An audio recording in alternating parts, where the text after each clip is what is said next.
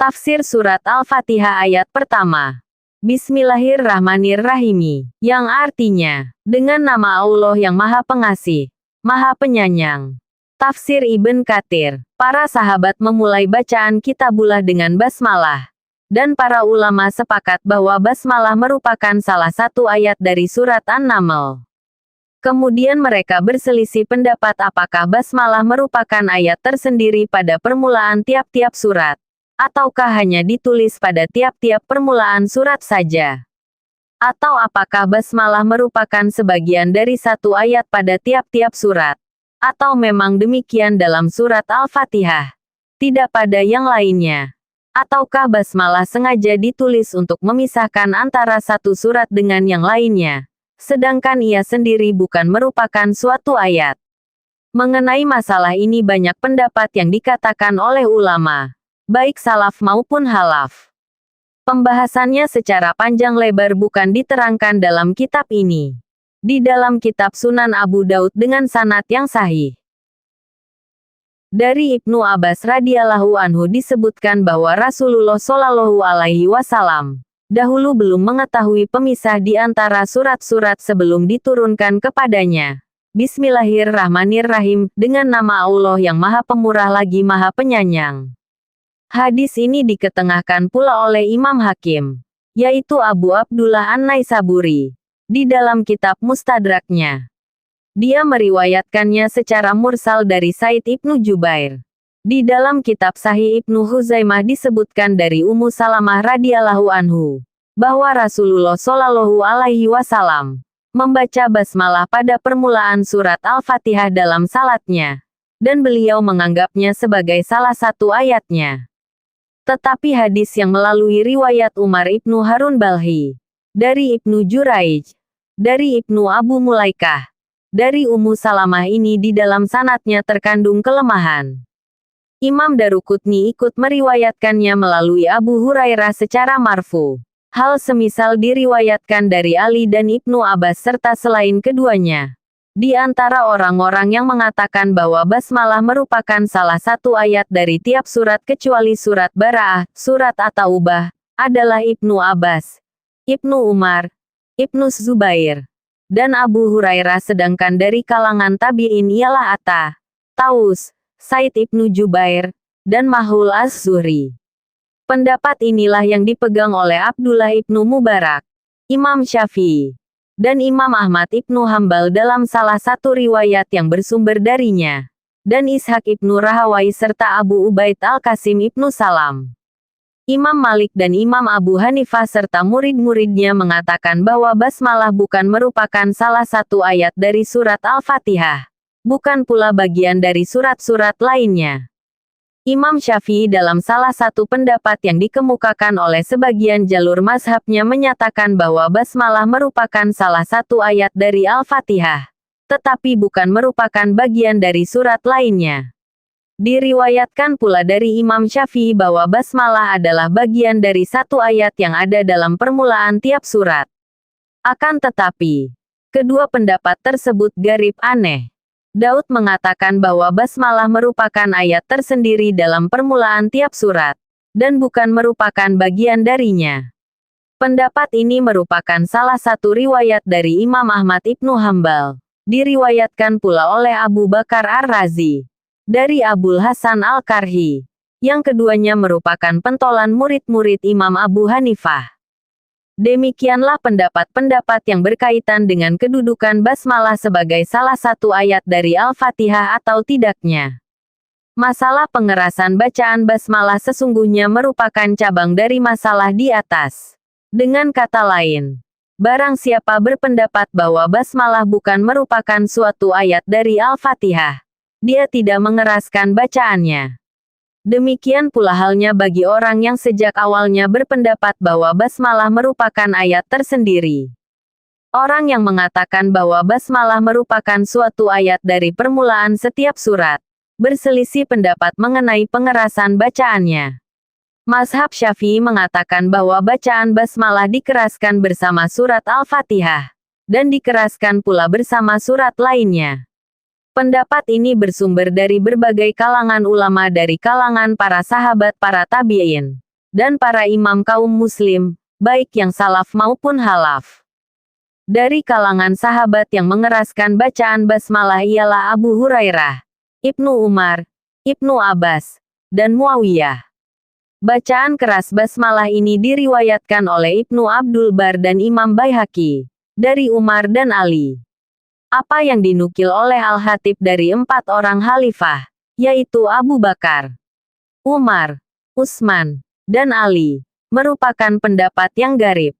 Dari kalangan tabi'in yang mengeraskan bacaan basmalah ialah Said Ibnu Jubair, Ikrimah, Abu Kilabah, Az-Zuhri, Ali Ibnul Husain dan anaknya, yaitu Muhammad serta Said Ibnul Musayyab Atta, Taus, Mujahid, Salim, Muhammad Ibnu Kab Al-Qurazi, Ubaid dan Abu Bakar Ibnu Muhammad Ibnu Amr Ibnu Hazm, Abu Wail dan Ibnu Sirin, Muhammad Ibnul Munkadir, Ali Ibnu Abdullah Ibnu Abbas dan anaknya Muhammad Nafi, Maula Ibnu Umar, Zaid Ibnu Aslam, Umar Ibnu Abdul Aziz, Al-Azraq Ibnu Qais, Habib Ibnu Abu Sabit, Abu Sisyasa, Mahul, dan Abdullah Ibnu Makal Ibnu Muqorin. Sedangkan Imam Baihaqi menambahkan Abdullah Ibnu Safwan, dan Muhammad Ibnul Hanafiyah menambahkan Ibnu Abdul Bar dan Amr Ibni Dinar. Hujah yang mereka pegang dalam mengeraskan bacaan basmalah adalah, karena basmalah merupakan bagian dari surat Al-Fatihah, maka bacaan basmalah dikeraskan pula sebagaimana ayat-ayat surat Al-Fatihah lainnya. Telah diriwayatkan pula oleh Imam Nasai di dalam kitab sunannya oleh Ibnu Huzaimah serta Ibnu Hibban dalam kitab sahihnya masing-masing. Juga oleh Imam Hakim di dalam kitab Mustadraknya melalui Abu Hurairah, bahwa ia melakukan salat dan mengeraskan bacaan basmalahnya. Setelah selesai dari salatnya itu Abu Hurairah berkata, "Sesungguhnya aku adalah orang yang salatnya paling mirip dengan salat Rasulullah Shallallahu Alaihi Wasallam di antara kalian." Hadis ini dinilai sahih oleh Imam Daruqutni, Imam Hatib, Imam Baihaqi, dan lain-lainnya. Abu Daud dan Turmuzi meriwayatkan melalui Ibnu Abbas, bahwa Rasulullah Shallallahu Alaihi Wasallam pernah membuka salatnya dengan bacaan Bismillahirrahmanirrahim. Kemudian Turmuzi mengatakan bahwa sanadnya tidak mengandung kelemahan. Hadis yang sama diriwayatkan pula oleh Imam Hakim di dalam kitab Mustadraknya melalui Ibnu Abbas yang telah menceritakan bahwa Rasulullah Shallallahu Alaihi Wasallam mengeraskan bacaan Bismillahirrahmanirrahim. Kemudian Imam Hakim mengatakan bahwa hadis tersebut sahih. Di dalam Sahih Bukhari disebutkan melalui Anas Ibnu Malik bahwa ia pernah ditanya mengenai bacaan yang dilakukan oleh Nabi Shallallahu Alaihi Wasallam. Maka ia menjawab bahwa bacaan Nabi Shallallahu Alaihi Wasallam panjang. Beliau membaca Bismillahirrahmanirrahim dengan bacaan panjang pada Bismillah dan Ar-Rahman serta Ar-Rahim. Dengan kata lain, beliau Shallallahu Alaihi Wasallam mengeraskan bacaan basmalahnya. Di dalam Musnad Imam Ahmad dan Sunan Abu Daud, Sahih Ibnu Huzaimah dan Mustadrak Imam Hakim, disebutkan melalui Ummu Salamah radhiyallahu anhu, yang menceritakan bahwa Rasulullah Shallallahu Alaihi Wasallam membacanya dengan cara berhati-hati pada setiap ayat, yaitu dengan nama Allah yang Maha Pemurah lagi Maha Penyayang. Segala puji bagi Allah, Tuhan semesta alam, Maha Pemurah lagi Maha Penyayang, yang menguasai hari pembalasan. Ad-Daruqutni mengatakan bahwa sanad hadis ini sahih. Imam Abu Abdullah Asy-Syafi'i meriwayatkan. Begitu pula Imam Hakim dalam kitab Mustadraknya melalui Anas, bahwa Muawiyah pernah salat di Madinah. Ia meninggalkan bacaan basmalah. Maka orang-orang yang hadir bermakmum kepadanya, dari kalangan muhajirin memprotesnya. Ketika ia melakukan salat untuk yang kedua kalinya, barulah ia membaca basmalah. Semua hadis dan asar yang kami ketengahkan di atas sudah cukup dijadikan sebagai dalil yang dapat diterima guna menguatkan pendapat ini tanpa lainnya. Bantahan dan riwayat yang garib serta penelusuran jalur, ulasan, kelemahan-kelemahan serta penilaiannya akan dibahas pada bagian lain. Segolongan ulama lainnya mengatakan bahwa bacaan basmalah dalam salat tidak boleh dikeraskan. Hal inilah yang terbukti dilakukan oleh 4 orang khalifah, Abdullah ibnu Mughaffal, dan beberapa golongan dari ulama salaf kalangan tabi'in dan ulama khalaf. Kemudian dipegang oleh mazhab Abu Hanifah, Imam Syafi'i, dan Ahmad ibnu Hambal. Menurut Imam Malik, basmalah tidak boleh dibaca sama sekali, baik dengan suara keras ataupun perlahan. Mereka mengatakan demikian berdasarkan sebuah hadis di dalam Sahih Muslim melalui Siti Aisyah radhiyallahu anhu, yang menceritakan bahwa Rasulullah Shallallahu alaihi wasallam membuka salatnya dengan takbiratul ihram dan membuka bacaannya dengan alhamdulillahirabbil alamina, yakni tanpa basmalah. Di dalam kitab Sahihain yang menjadi dalil mereka disebutkan melalui Anas ibnu Malik yang mengatakan, "Aku salat di belakang Nabi Shallallahu alaihi wasallam, Abu Bakar, Umar, dan Utsman. Mereka membuka bacaannya dengan alhamdulillahirabbil alamina." Menurut riwayat Imam Muslim, mereka tidak mengucapkan Bismillahirrahmanirrahim, baik pada permulaan ataupun pada akhir bacaannya. Hal yang sama disebutkan pula dalam kitab-kitab Sunan melalui Abdullah ibnu Mughaffal radhiyallahu anhu. Demikianlah dalil-dalil yang dijadikan pegangan oleh para imam dalam masalah ini. Semuanya berdekatan. Karena pada kesimpulannya mereka sangat sepakat bahwa salat orang yang mengeraskan bacaan basmalah dan yang memelankannya adalah sah.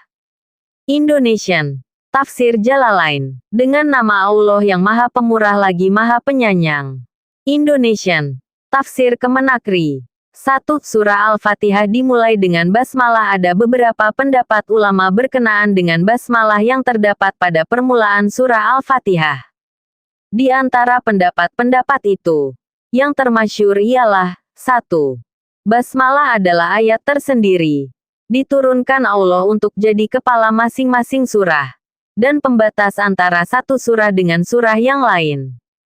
Jadi dia bukanlah satu ayat dari Al-Fatihah atau dari surah yang lain, yang dimulai dengan basmalah itu. Ini pendapat Imam Malik beserta ahli qiraah dan fuqaha ahli fikih Madinah, Basrah dan Syam, dan juga pendapat Imam Abu Hanifah dan pengikut-pengikutnya. Sebab itu menurut Imam Abu Hanifah, basmalah itu tidak dikeraskan membacanya dalam salat. Bahkan Imam Malik tidak membaca basmalah sama sekali. Hadis Nabi Shallallahu alaihi wasallam dari Anas bin Malik. Dia berkata, "Saya salat di belakang Nabi Shallallahu alaihi wasallam, Abu Bakar, Umar dan Utsman. Mereka memulai dengan alhamdulillahirabbil alamin. Tidak menyebut bismillahirrahmanirrahim di awal bacaan, dan tidak pula di akhirnya." Riwayat Al-Bukhari dan Muslim. 2. Basmalah adalah salah satu ayat dari Al-Fatihah. Dan pada surah An-Naml 27/30, 27/30 yang dimulai dengan basmalah. Ini adalah pendapat Imam Syafi'i beserta ahli qiraah Mekah dan Kufah. Sebab itu menurut mereka basmalah itu dibaca dengan suara keras dalam salat jahar. Dalil-dalil yang menunjukkan hal itu antara lain hadis Nabi Shallallahu alaihi wasallam dari Ibnu Abbas. Ia berkata, Rasulullah Shallallahu alaihi wasallam mengeraskan bacaan Bismillahirrahmanirrahim. Riwayat Al-Hakim dalam Al-Mustadrak dan menurutnya, hadis ini sahih dari Ummu Salamah. Katanya, Rasulullah Shallallahu alaihi wasallam berhenti berkali-kali dalam bacaannya Bismillahirrahmanirrahim. Alhamdulillahirabbil alamin. Ar-Rahmanir-Rahim. Maliki Yaumiddin. Riwayat Ahmad, Abu Daud, Ibnu Huzaimah dan Al-Hakim. Menurut Ad-Daruqutni, sanad hadis ini sahih. Abu Hurairah juga salat dan mengeraskan bacaan basmalah.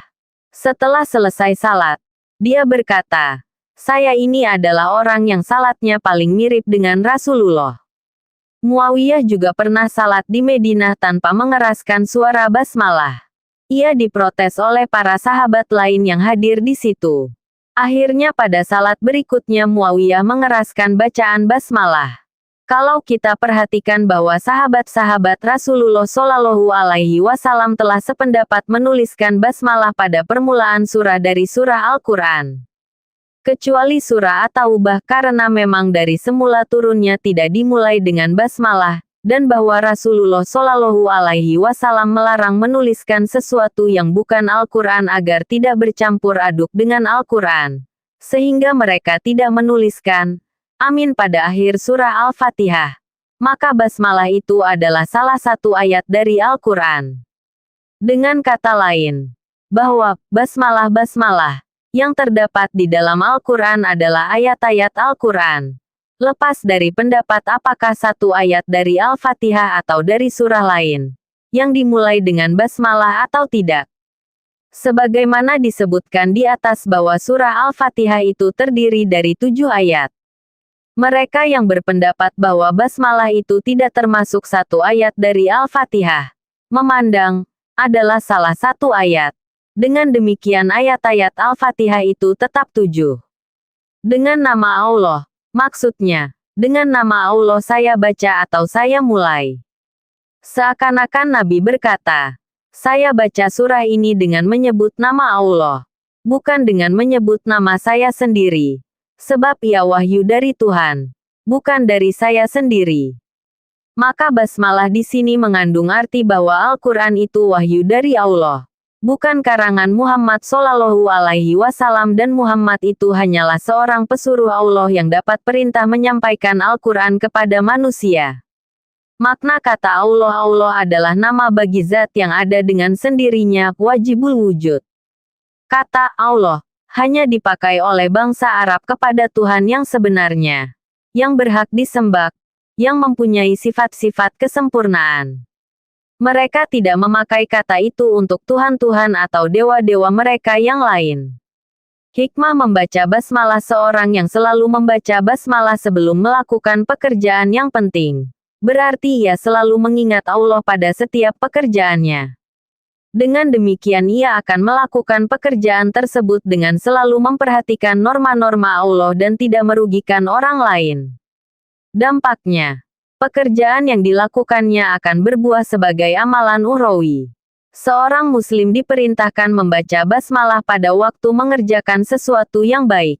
Yang demikian itu untuk mengingatkan bahwa sesuatu yang dikerjakan adalah karena perintah Allah, atau karena telah diizinkannya. Maka karena Allah dia mengerjakan pekerjaan itu dan kepadanya dia meminta pertolongan agar pekerjaan terlaksana dengan baik dan berhasil. Nabi Shallallahu Alaihi Wasallam bersabda, setiap pekerjaan penting yang tidak dimulai dengan menyebut basmalah adalah buntung kurang berkahnya. Riwayat Abdul Qadir Ar-Rahawi.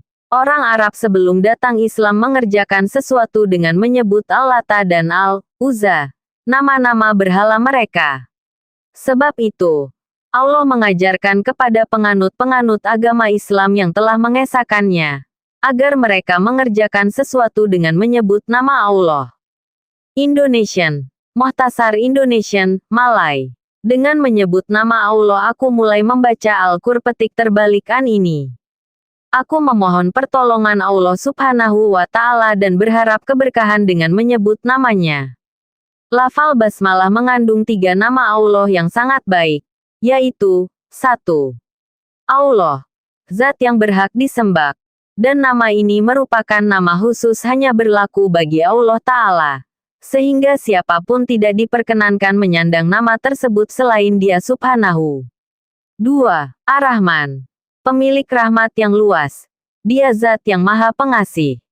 3. Ar-Rahim, pemilik rahmat yang menyeluruh.